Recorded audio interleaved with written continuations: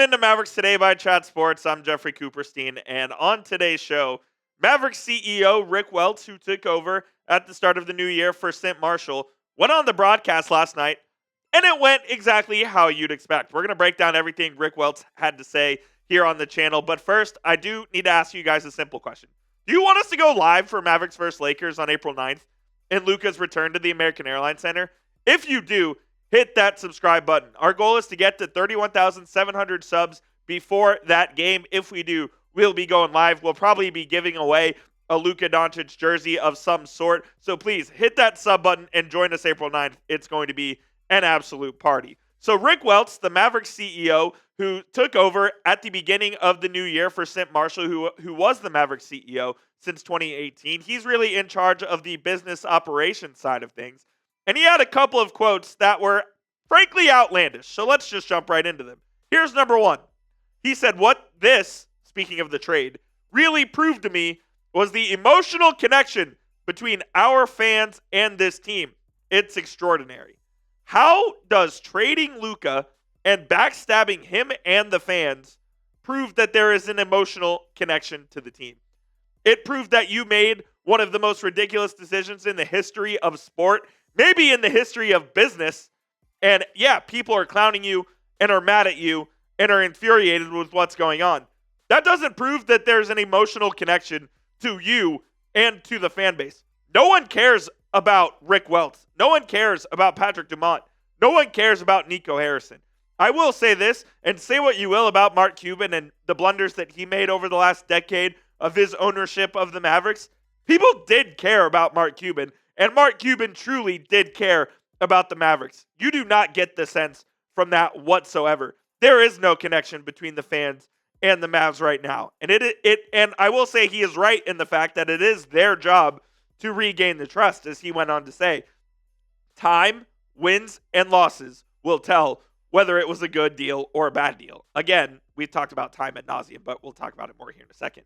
I'm going to promise to our fans right now, whatever trust we've lost, we are going to earn it back because we're going to do this the right way and win championships. It feels like they all just rehearsed this exact same line of time will tell if we made the right decision or not.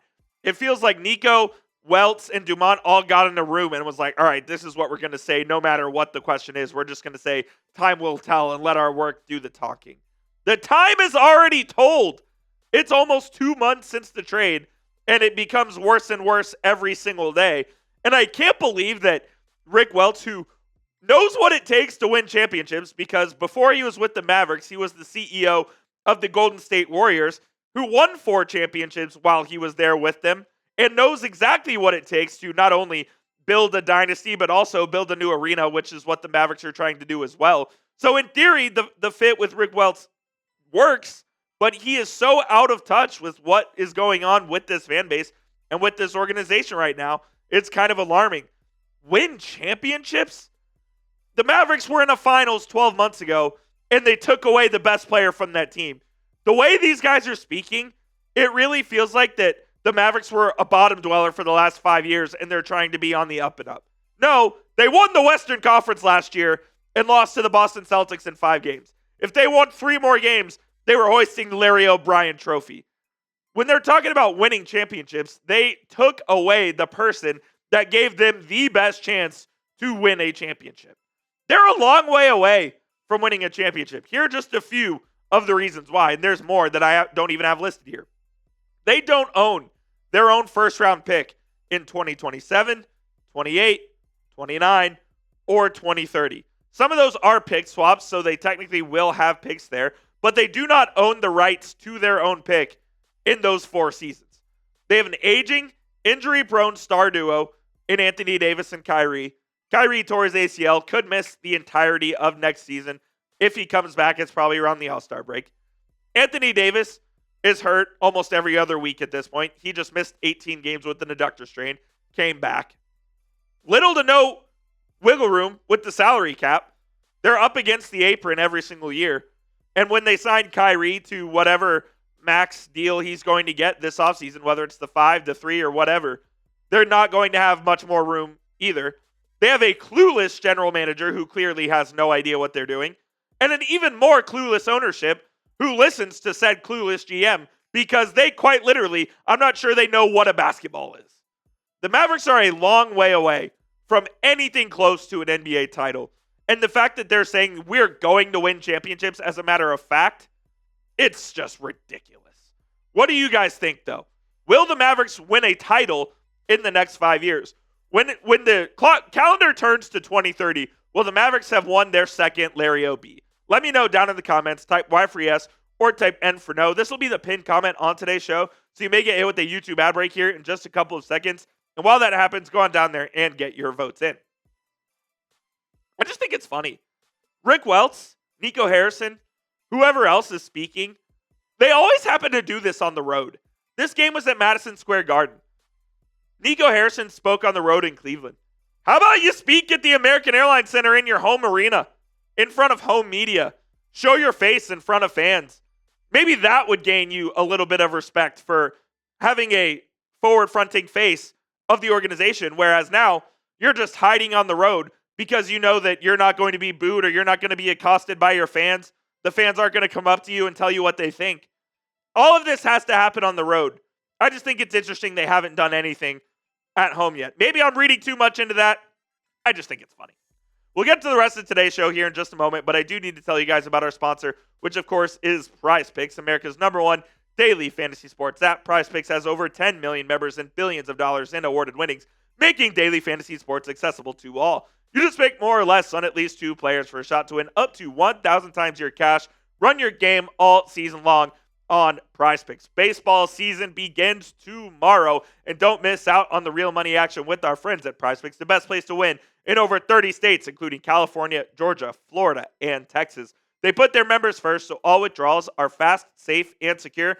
And when my picks hit, I can get my money in as quick as 15 minutes. I do have a Major League Baseball season-long projection that we can get to down there in the comments. The Rangers, I'm looking for them to have a big season. I'm going to take the more on Corey Seager homers at 29.5. That will require Corey Seager staying healthy, so we'll see what happens there. And I'll also take the more on Adolis Garcia, 88.5 RBI, along with Paul Skeens, the more on pitcher strikeouts at 215.5. So you can copy my picks or make picks of your own. Just please make sure you do it with our friends over at PrizePicks. Download the PrizePicks app today. Use code CLNS to get a $50 bonus when you play your first $5 lineup.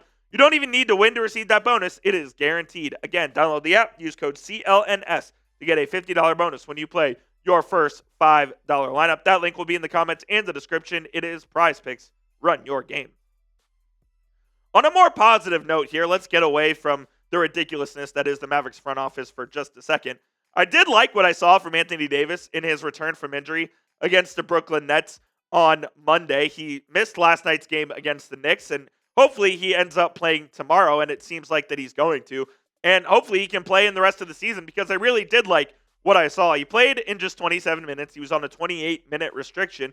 He had 12 points, 6 rebounds, 6 assists, a block and a steal each. And it was fun watching AD hoop again. Seeing some of the stuff that he does on the court on both ends of the floor is really impressive. And when he plays, he is certainly one of the 15, probably one of the 10 best players in the NBA. So I'll give him that. It was a lot of fun watching him play. Now the Brooklyn Nets are even a worse team than the Mavericks are right now. They're quite literally throwing out every G League guy you can possibly think of. But I only wish that this came a little earlier, and maybe the Mavericks could have potentially made a run at the play-in and done some damage there. Whereas now, the absolute best scenario for the Mavericks is they get into the play-in as the 10th seed, whereas they're unlikely to even do that. I think they're going to end up 11th and miss it altogether. And I do wish I got to see what it looked like with Kyrie. The 2.5 quarters we saw of that duo was absolutely electric. And while we're probably not going to see Kyrie until this time next year, I do think that's a duo that you can win some games with, and you can maybe even win some playoff series with. The problem is it's a very short window, probably 2 years at the absolute max where those guys are playing at the highest level still, and you also just shorten your window from 10 years to about 2 seasons.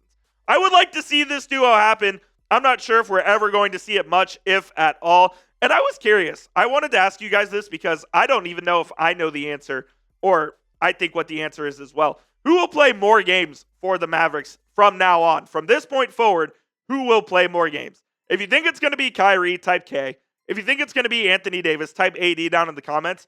I don't think there's a right or wrong answer here. I want to hear what you guys have to say, though, down below.